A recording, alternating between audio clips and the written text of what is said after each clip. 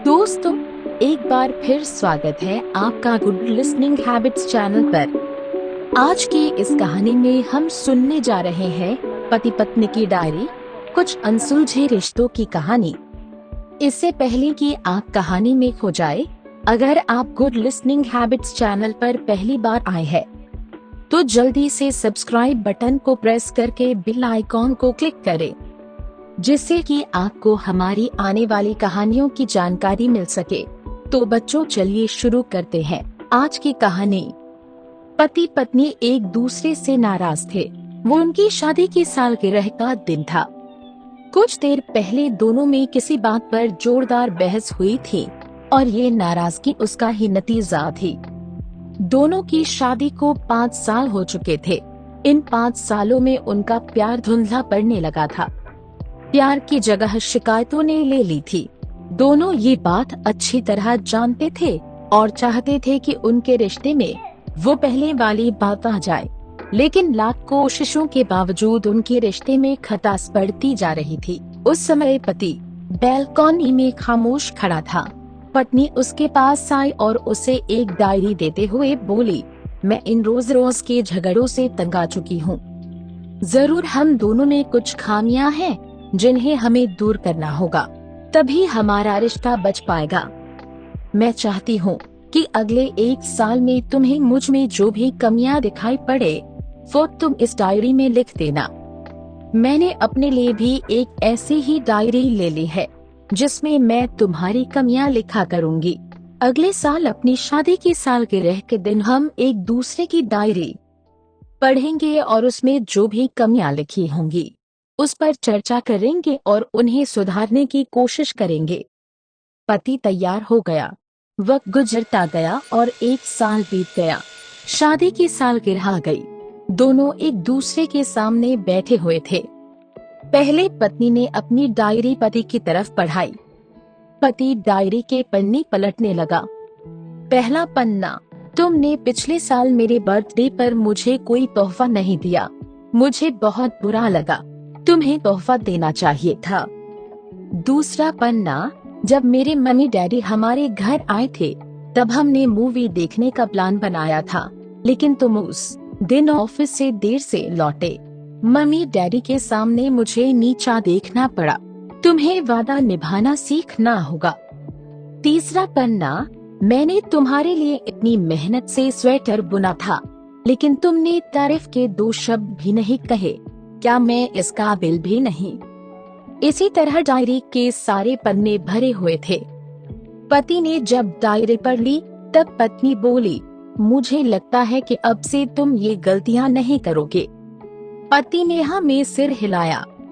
फिर पत्नी ने पति की डायरी ली और पन्ने पलटने लगी। पहला पन्ना खाली था। दूसरा पन्ना भी खाली था। तीसरा पन्ना भी खाली था। पत्नी ने देखा कि डायरी के सारे पन्ने खाली हैं। वह नाराज होते हुए बोली, तुम मेरी एक बात भी नहीं मान सकते। मैंने साल भर कितनी मेहनत से पूरी डायरी लिखी और तुम एक पन्ना भी नहीं लिख सके। पति ने कहा, आखिर ये पन्ना खोलो, उस पर मैंने सब लिख दिया है। पत्नी ने आखिरी पन्ना खोला और पढ़ने लगी।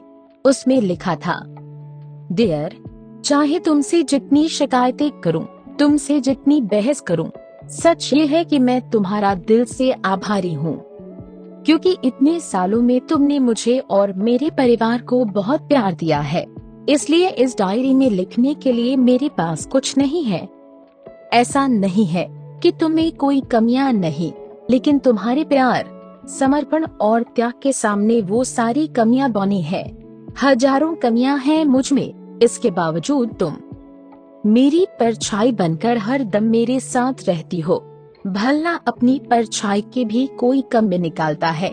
तुम जो हो, जैसी हो, मैं तुम्हें बहुत प्यार करता हूँ और इसी तरह तुमसे लड़ते झगड़ते और प्यार करते अपनी सारी जिंदगी गुजार देना चाहता हूँ। उम्मीद है तुम मुझे और मेरे परिवार को यूं ही प्यार करती रहोगी। ये पढ़कर पत्नी की आंखों में आंसू उमड़ आए। उसने उसी समय अपनी डायरी पति के हाथ छीन ली और उसे जला दी। साथ में वो सारी शिकायतें भी जो इतने सालों से उसके मन में दबी हुई थी। पति पत्नी दोनों ने फैसला किया कि वे जैसे हैं वैसे ही एक दूसरे को स्वीकार करेंगे, अच्छाइयों के साथ, कमियों के साथ और ढेर सारे प्यार के साथ।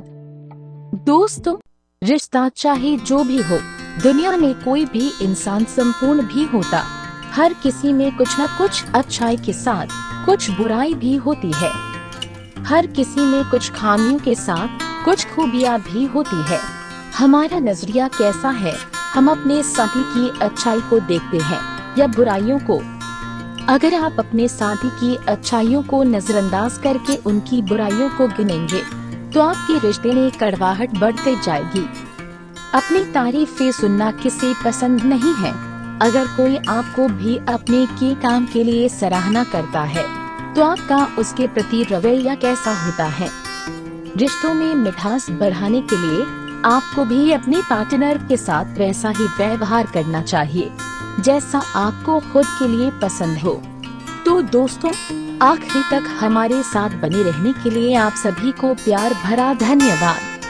तो इसी बात पर वीडियो को लाइक कर दीजिए।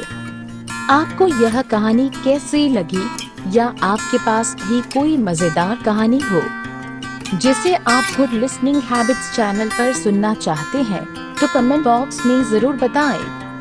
और हाँ, यह कहानी अपने उन सभी दोस्तों के साथ अभी शेयर करें जिन्हें आपको लगता है कि उन्हें भी मुश्किल समय में समझदारी से काम लेना चाहिए।